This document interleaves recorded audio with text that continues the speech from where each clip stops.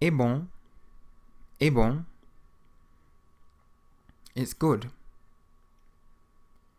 É fantástico aqui. É fantástico aqui. It's fantastic here. Não é bom aqui. Não é bom aqui.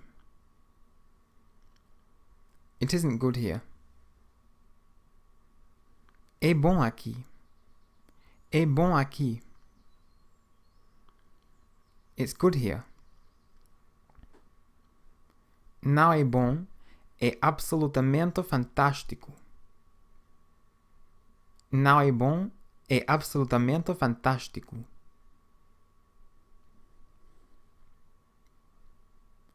It isn't good, it's absolutely fantastic.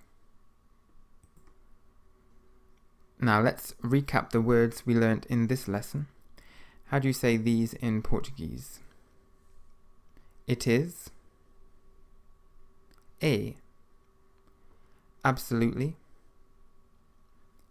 Absolutamente. Fantastic. Fantástico. Good. Bom. Here. Aqui. Very. Muito. And it isn't. Não é. Now, there is plenty you can do to make sure the language stays firmly in your brain and doesn't disappear. You can play about with building sentences from the words you've learnt so far. Whenever you find yourself with a spare 30 seconds, think of something you can say in Portuguese. Saying short sentences to yourself in Portuguese throughout the day keeps the language at the forefront of your mind. Also, from time to time, there'll be a word or two, or maybe three, that just will not stay in your brain no matter how hard you try. What you should do to overcome this is write that word down in English, in big letters, in the middle of a blank piece of paper. Put the piece of paper in your pocket and take it out a few times each day. Whenever you take it out, look at the English word and say the Portuguese word to yourself, along with a Portuguese sentence that contains this word. The first few times you might struggle to think of what the Portuguese word is, and you'll have to double check.